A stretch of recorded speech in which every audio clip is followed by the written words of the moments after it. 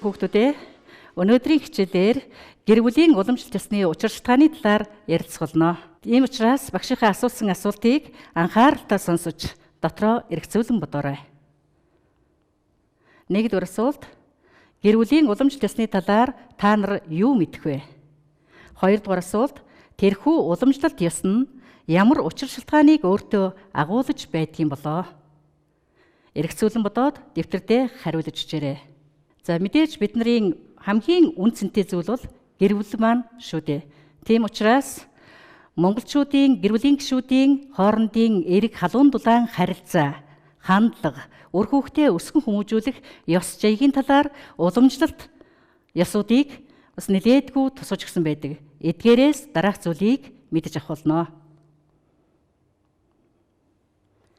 Эцэг хүний 5 эрдэм цээрлэх 8 зүйл. Эх хүний 9 эрдэм цээрлэх 5 гим. Монгол гэр бүлийн 4 чухал ёсыг өнөөдрийн хичээлээр мэдэж авнаа. Эцэг хүний 5 эрдмийг та нартай танилцуулъя. Хатан зэрэг, бат журам, өрх гэрийн түшиг, үр хүүхдүүдийн сүрсүлд, уужим ухаан.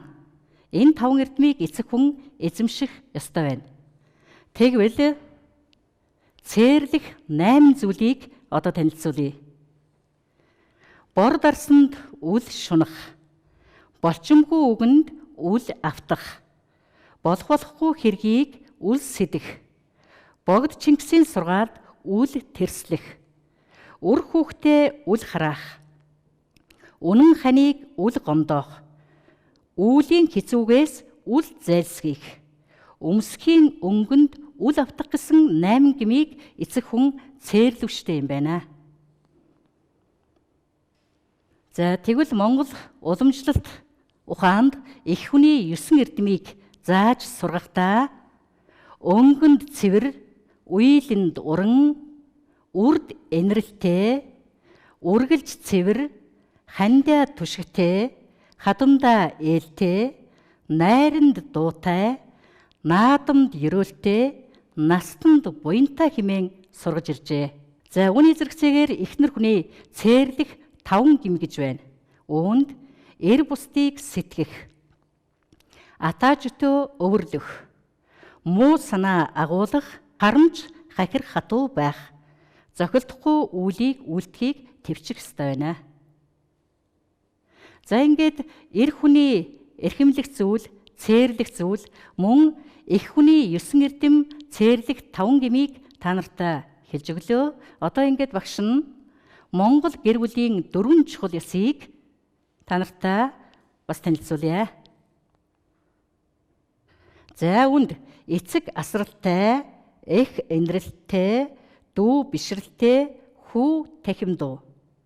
За тэгэхээр энэ тахимдуу гэдэг үгийг Монгол үгийн тайлбар толд асрал энэрэлтэй гэж тайлбарсан байдгийн байна. Тэгэхээр хүү бол асрал энэрэлтэй сайн хүү байх нэ. За ингээд бид нар зан одоо 9 журамтайгаа танилцлаа. За хүүхдүүдээ өгөгдлийн утгыг тунгаан бодоод зөв харгалзуулан дэвтэрдээ тэмдэглээрэй. За багштайгаа хамтдаа явъя. Эцэг хүний эрхэм эрдэм хатан зэрэг бат журамтай байх. Тэгэхээр нэгийн В байх нь. Эх хүний дээдлэх эрдэм үрд энэрэлтэй, настанд буянтай. Үргэлбэл 2-ын Г хариулт.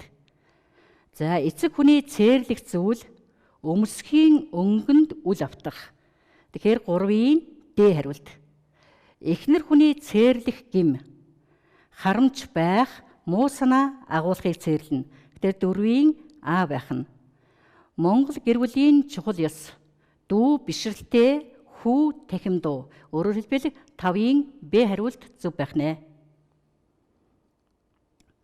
За ингээд гэр бүлийн уламжлалт ёсны учир шалтгааныг ухаарж ойлгосноор аз жаргалтай, амар амгалан, энх тунх гэр бүлийг одоо цогцлооч чаднаа. За ингээд хүүхдүүдээ гэрийн даалгавраа тэмдэглэж аваарай. Гэр бүлийн гишүүдийн эрхэмлэх ёсыг жагсаан бичиж өдөр тутмын амьдралдаа дадал болгон хэвшүүлээрэй. Анхаарал тавьсан хүүхдүүдэд баярлалаа. Дараагийн хичээлээр дахин уулзлаа. Баяртай.